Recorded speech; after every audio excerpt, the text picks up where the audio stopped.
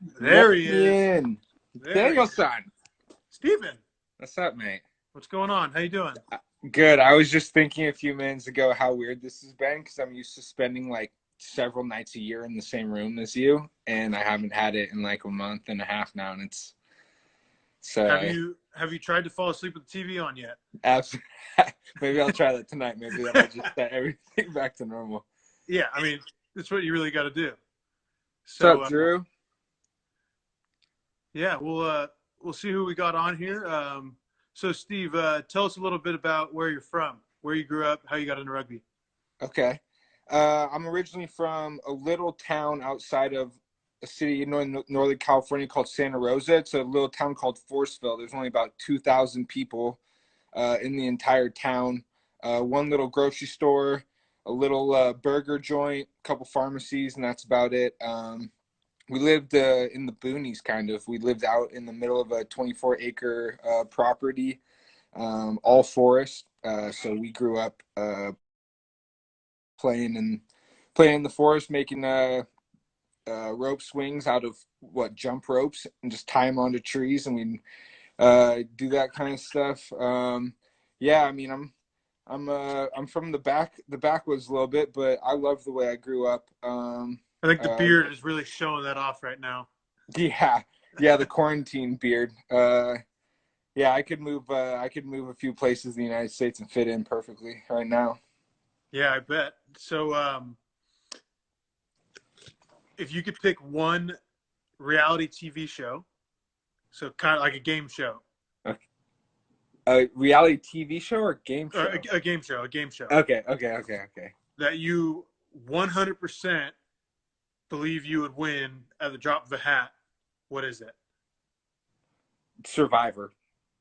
What's your your technique? How are you going to do it? My Like, technique. what's your plan of going in? Are you going to be the one that everyone likes? Are you going to hide in the I'm shadows? gonna be the athletic looking but like physically awkward one. Like I'm gonna go in there and like look extremely unathletic for like the first couple weeks, and I gotta make a couple friends for sure. Gotta make a couple friends. Yeah, I'm definitely gonna be the deceiver. I really don't care if I'm the villain. I don't think in that show. I mean, it's $1 million. I feel like you got to play all the cards. But then you get to the end, and the people vote, and then you're not really. But then you're America's hero. You're America's hero, and that's in the end, the $1 million isn't what you want. You want to be loved. Yeah, I mean, I guess. I think I'm definitely the kind of guy that's going to be backstabbing people. Yeah, We're gonna make our way through this thing. I was just thinking, like, as soon as I figured out that I would be on the show, I think I would like put on a lot of weight, like put on some pounds, and then I would get out there looking real unathletic, and then as I don't eat because no one eats there, I'll just slowly get back to normal. That'll be like debut Steve, Yeah, exactly. as round as you are tall. Yeah, if some of you guys don't know, back in 2013 when I made my debut, yeah, I was at the heaviest point of my life. I was like 215 pounds. I was basically rolling around the field. It was hilarious to look back How at now. how'd you get into rugby, and then how'd you get into the national team? So I got into rugby. I grew up around rugby quite a bit. I never played until I was a senior year in high school. My cousin, I stopped playing baseball my junior year, so my cousin kind of egged me on to play my senior year. I ended up playing and never turned back. My uncle played at UC Davis during the 80s. Um, and so he's the one that brought rugby to my family in the first place. So I grew up around it a little bit, was watching it growing up, but really didn't play until high school. And then my track to the national team was really fast. Yeah, I started playing rugby in spring of 2012, and I was an Eagle fall of 2013. Went to San Diego State for a year. Ish. Then we met at All American Camp for Yeah. 15s in June of 2013. Made that team out of the blue, played the All American 7 stuff, and then to the Eagles from there. So it was kind of from the beginning of summer. My what would have been 2013 summer, everything kind of like snowballed from there. And would you give all of that up to have a professional career in video games? Would I give it all up? No, I wouldn't trade it. But you can do both. You can do both. Yeah, tell us a I little don't bit know, about what man. you've You been up always to. ask, like, people always say, like, would you rather be like a like a pinnacle of a different sport and stuff? Like, obviously the money would be different, but I don't know, the environment around rugby and the amazing tournaments that we get to play in. I mean, gaming is awesome, and I think the Fortnite World Cup would be pretty cool. But I think the Hong Kong Sevens is a bit cooler. What have you been up to with your gaming stuff? Tell us a Well, bit about that. Dan, I play a lot of video games. When we're on tour, when we're not on tour, I enjoy my video games, and so this has left a lot of time for it. Well, a couple weeks ago, Madison Hughes, the captain, reached out to me and asked me if I want to play in the Fortnite tournament against athletes from around the world, like other pro athletes. Here, what are some names? Avante Maddox from the Bryce Eagles, Harper was on Bryce there. Harper, Kyler Murray, Josh Hart. We got to play Fortnite against all these athletes. I said yes, of course. And so me and Cody Melfi ended up teaming up and being a duo. And we played in a qualifying round, did well in that, played in a semifinal round, did pretty well in that, and then got activated off the bench for the finals. And it was all, the whole tournament was for charity. It was put on by Twitch. It was a great experience. Raised $25,000 for Ruck ALS. Tried to keep the charity in-house in the rugby community in a time like this. And so we were really happy to do it and had a lot of fun doing it at the same time. If you could, if you were stuck on a stranded island, Okay. and you can only have three things, you're there for, we'll say, 20 years. Oh, boy. You can only have three things. What are those three things? Do I have electricity? No, I'm on an island. You're on a deserted island. No one's ever lived there before. But can I have whatever I want? I can just pick three things? You can have, yeah, you can pick three things to have Okay. whatever you want. I would have a gaming system. Okay. That would be my time killer. So does that mean you have to also pick electricity then? Yeah, if I have to make it two, I have to make it two. So a gaming system has to be on there. And then I think like an industrial grade, like spear, like fishing spear, like a high level, like not hard to use, not like a professional one, because you got me out there. I can't really see too much in the ocean, but we're looking at. I need to eat, so and I'm gonna have to learn to eat fish. So I think that's all I need. I got video games, a little bit of food. I can sleep under a tree or something like that. I'm sure you'll have plenty of time. Well, I guess technically, do you need Wi-Fi then? No. I'm offline. It doesn't matter.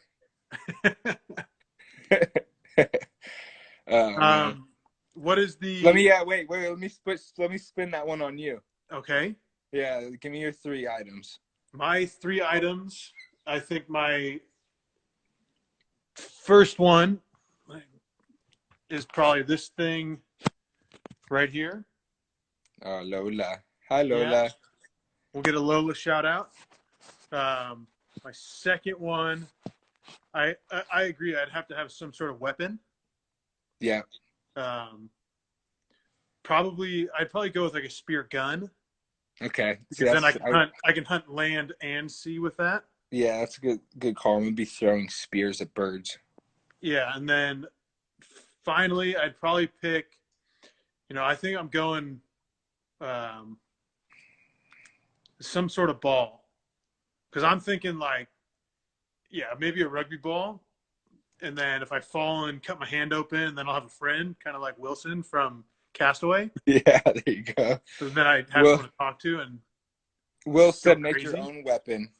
That's true, but that's going to take away from the gaming time, and I don't know if we have that kind of flexibility in my schedule if I'm stuck on an island. He said use a coconut. Someone said gaming over girls. Yeah, it's a tough one. It's a tough decision. it's a tough decision, but it's yeah, it's the gaming. I'm sorry. I'm so sorry. Yeah, I mean Megan would be there with me, so we'll Yeah, see. We're yeah, definitely probably gonna yeah, get stuck together. yeah. Um, we had a question from Josh. What's your favorite moment of your rugby career? Favorite moment of my rugby career. Um, Last year in winning Vegas last year, for me personally, was really amazing. I tore my ACL, fourth tournament in my career in Vegas in 2014, the beginning of the year. Mm-hmm. And so to come back, what was it, 5 years later? Yeah, 5 years later. Yeah.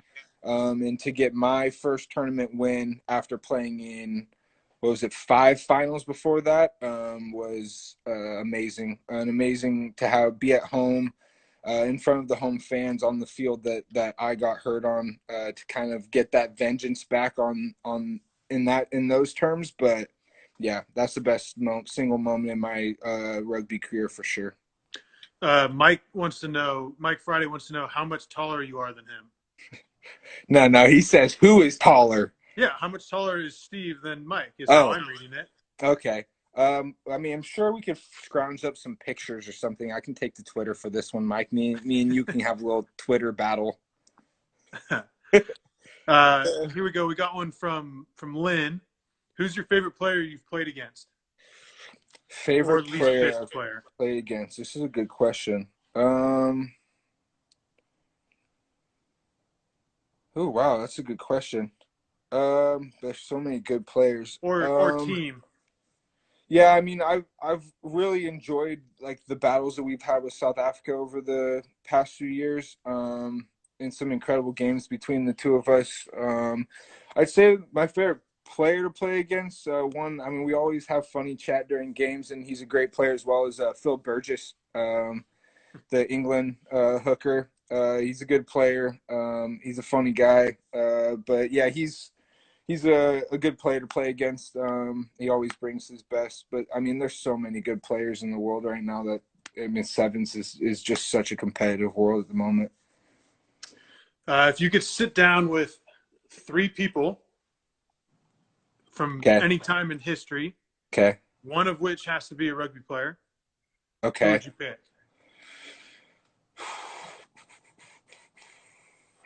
Hmm. I would probably sit down. That's a good question as well. Three people in history, all of history. Let me think. Um. Wow, you're stumping me here, Dan. Rugby player, I'd have to go with. I think sitting down with an old timer like someone from the 90s, 80s, like a Christian Cullen, someone who was at like the peak of the game when it was in like just becoming professional, when kind of all bets were off. I think just understanding the lifestyle back then and like being able to shoot it with someone like that and hear it. I mean, they were probably all doing the buses and everything back then and whatnot for games. And I think learning the old lifestyle would be awesome. Um, Other historic people. I mean, I would sit down with Derek Jeter. He's my favorite athlete of all time. Like no discussion about it. So I would love to sit down with him and just pick his brain about how to be a professional. And then I would the third one I would is my late grandpa. I would definitely go back and chat it up with him. One of my biggest supporters through the first 19 years of my life, and unfortunately we lost those convos. But yeah, I would pick that one as my third. Oh, those are three pretty good people. Yeah, Here's you got here's some. another good question for you. Who's the best roommate while on tour? Well, being that in my career I've had one roommate, and his name is Danny Barrett, and he's sitting across from me on Instagram Live. But Next I question. I think I want to say of my 38 or 39, whatever it is now, I think like 36 of them. We've been together 35 of them. So Yeah. yeah, there's only one roommate on tour. Someone said, "What's the hardest tackle you've ever gotten? Who was a tackler?" Oh, I got smoked by a Fijian guy last year. I forget. I think maybe it was Nasoko. I think it was the beginning of the season. Shot on me from the outside. I was feeling pretty good I was going pretty hard at the line, and he got me pretty good.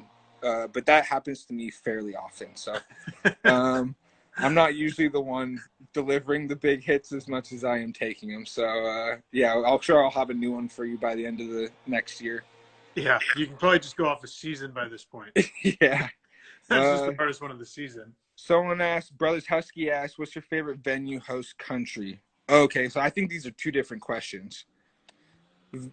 Greatest venue is Hong Kong, personally. I think Dan would probably say the same. Yeah. It's uh outside of any of the USA stops, because obvious reasons, right? It's definitely Hong Kong. Yeah.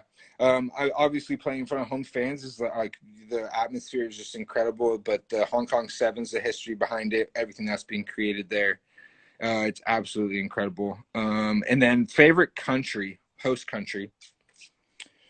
South Africa is a beautiful, beautiful place. Absolutely beautiful. I would definitely say South Africa. If you've ever been to California, it's a lot like California. It's a beautiful, beautiful place. There's a lot of other pretty places too. Australia is a beautiful place. Unfortunately, when we're there during the year, it's like 110 degrees, so it gets pretty warm down there. But that's another beautiful place. And we will end with one final question. I call it my Lola Monster Rescue Dog question of the week.